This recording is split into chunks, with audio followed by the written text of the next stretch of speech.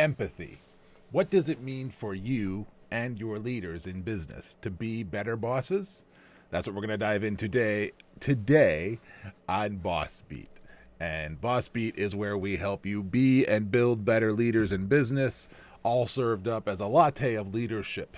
I hope you enjoy it. Let's get into it today. So, empathy. Every day at Boss Beat, as you know, we cover one of the 7 core principles of great leadership. They are populating on your screen.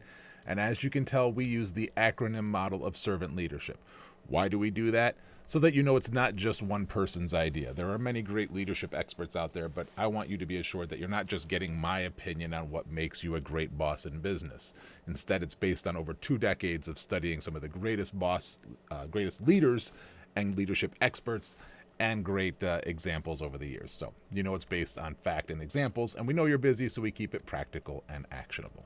Let's dive into it. Empathy. What do we mean by empathy? For each of the principles of the acronym model of servant leadership, there are dozens of attributes that support it, and every day we highlight a couple of them. Today, we're highlighting 3. The first one is negotiating conflict. To be a better boss in business, you need to know how to negotiate conflict, because let's look at it. The reality is the higher you climb in your career, the more conflict you're going to face both yourself and amongst your team. Now, hopefully your organization isn't rife with conflict, but it's just a natural reality. It's like climbing the ladder of a fire tower, right? In the woods, the higher you climb, the more smoke you're going to see, the more fire you're going to see. It's the same in business. The higher you climb in your career, the more of the challenges you're going to be faced with. Better boss behaviors require you to study and practice the different types of conflict resolution frameworks and techniques. The second attribute today is appreciation. Do you like feeling appreciated? Of course, we all do, right? We all have different ways that we like feeling appreciated. Some like to be praised in public, some want a quiet, note of thanks.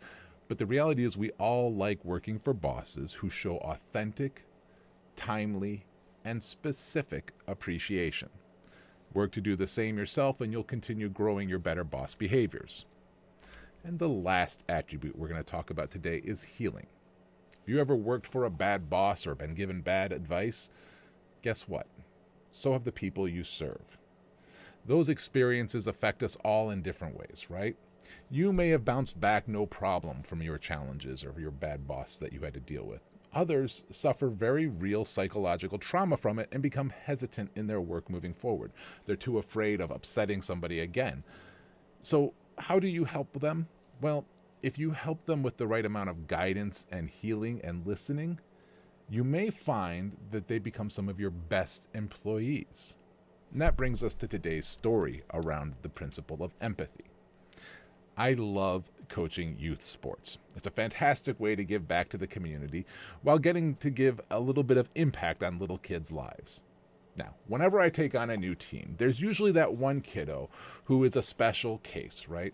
Whether they are too timid or shy or super aggressive, there is something about their experience and personality that creates a great opportunity for what I like to call my favorite turnaround stories. Usually by the end of the season, with enough encouragement and guidance, these challenge players become some of our best players. I find the same situation when taking on teams in business. Whenever I've taken on a new team in corporate roles or clients in business now, there's usually one person who is too timid or too aggressive. With adults, I find these bad boss behaviors are usually the result of mistreatment or bad coaching in their past. Usually by the end of the engagement or assignment, by the time I move on to another role or client, that person has become one of the key contributors or even one of the best boss examples. Why? It comes down to the healing attribute of empathy. Most people have gotten mistreated or misguided by a bad boss at some point.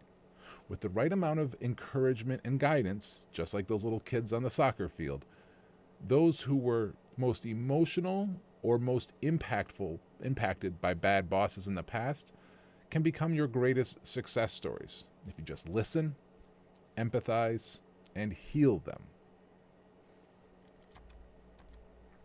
Now, when it comes to building better boss behaviors, what do we look to for advice?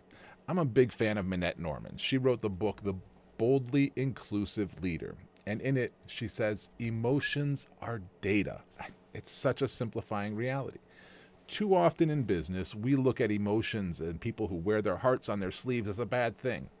You know, somebody shows a little tears at the office or gets really worked up and angry, and we think that that's a bad thing. But what if we look at it like we look at just about anything else as leaders in business, right? What if we look at it as data? What information is the emotion in your team sending you? That brings us to today's questions to ask yourself. Who is sending you data through emotions that you might be missing? What emotional data may you be minimizing or downplaying across the organization? If you start treating emotions like anger, frustration, sadness, and even joy as data points, it may help you lead the organization more effectively.